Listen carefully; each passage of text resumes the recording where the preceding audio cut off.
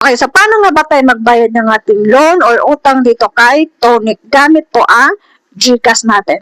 So, ituturo ko ngayon sa inyo step by step. Okay? So, make sure po na meron pong sapat na wallet balance yung inyong GCash account para po makapagbayad tayo. So, una po natin gagawin ay punta tayo sa ating Tonic account dito. So, pag open nyo sa inyong account, makikita nyo na agad to, no? So, yan. So, kailangan natin, click natin tong Pay Now. Yan. Click natin yung Pay Now na yan. Pag-click natin yan, dito tayo kasunod na pupunta. Okay, next po ay syempre pipiliin po natin yung GCash, no? So, dito, ayan. Click natin yan. Tapos, confirm payment lang. Ayan. So, siya nga pala, kung nakatulong po ang video nito, baka naman pwedeng paki-like, paki-subscribe. Kung may mga tanong po kayo, huwag po kayo mahiyang mag-comment lang po sa baba. Okay, so dito, ayan. So, one-time payment via GCash. Ayan. So, click natin yan. Tapos, dito, so, lagay natin dito. No? So, meron na agad dito yung balance natin.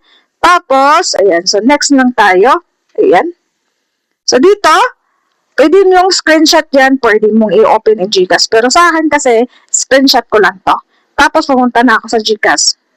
Next, pumunta ako dito sa GCash dashboard ko, no? Tapos, tap ko lang tong QR. Ayan.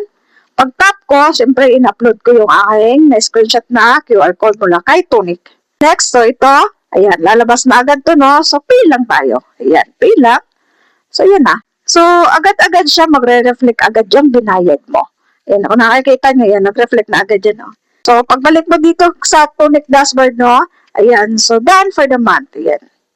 Okay, so sana po nakatulong sa'yo. Ganun lang po kung paano magbayad ng ating utang or loan dito kay Tonic. Okay?